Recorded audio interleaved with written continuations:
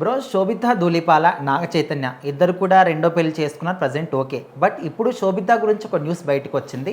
తను అప్పట్లో మోడలింగ్లోకి ఎంట్రీ ఇచ్చినప్పుడు ఒక కంపెనీకి యాడ్ షూట్ కోసం వెళ్ళినప్పుడు అక్కడ వాళ్ళు అవమానించారంట. అసలు నీ ఫేస్ చూసుకున్నావా, నీ కలర్ చూసుకున్నావా అంటూ చాలామంది చాలా రకాలుగా అవమానించారంట.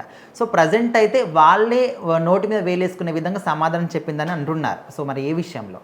సో ఖచ్చితంగా సినిమా హీరోలైనా హీరోయిన్లైనా సెలబ్రిటీలు అనేవాళ్ళు ఎప్పుడూ కూడా వాళ్ళని ఫస్ట్లో కొంతమంది తక్కువ అంచనా వేస్తారు.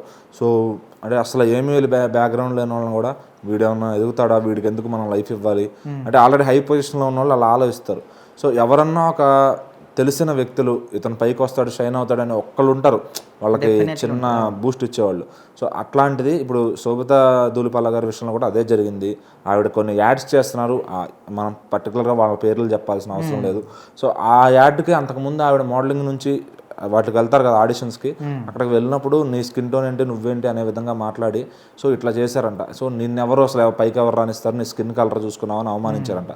సో అంత అవమానం జరిగిన తర్వాత ఇంకా ఆవిడకి ప్రయత్నాలు చేశారు. సో ఎన్నో ప్రయత్నాలు చేశారు, సినిమా హీరోయిన్గా చేసుకుంటూ ఏదో చేసుకుంటూ వేరే వెబ్ సిరీస్లు చేస్తూ బాలీవుడ్లో చేస్తూ ఇప్పుడు ఈరోజు ఆమె ఉన్న పొజిషన్కి ఖచ్చితంగా అదే యాడ్కి బ్రాండ్ అంబాసిడర్ అయింది. ఇప్పుడు వాళ్ళే ఎంత అంటే అంత రేట్ ఇస్తాము, మీరు మా దాంట్లోనే ఉండాలి అనే విధంగా. సో ఆమె సక్సెస్ అనేది అక్కడే వచ్చింది. సో ఫస్ట్ వచ్చినప్పుడు ఎవరు ఎంకరేజ్ చేయరు, బట్ ఆవిడ స్థాయి పెంచుకుంటూ కష్టపడుతూ ఒక స్టేజ్ పైకి వచ్చి సో ఈరోజు అక్కినేని వారింటి కోడలు అయింది. సో ఈరోజు ఇంకా ఆమె డిమాండ్ సినిమాల్లో కానీ యాడ్స్లో కానీ విపరీతంగా పెరిగిపోయింది. ఎందుకంటే ఆవిడ కనిపిస్తే చాలు, చాలామందిని ఒక తెలుగు వాళ్ళనే కాదు యావత్ పాన్ ఇండియా వైడ్గా ఆమె తెలిసిన హీరోయిన్.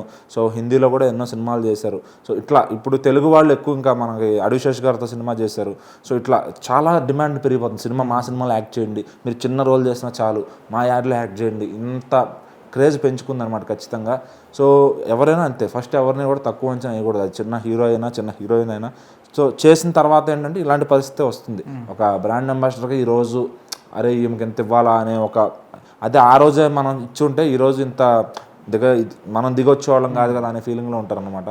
సో ఖచ్చితంగా శోభిత ధూళిపాల గారికి మ్యారేజ్ అయిన తర్వాత ఇద్దరికి కూడా ఆయనకి తండ్రిలతో హిట్ ఇచ్చారు.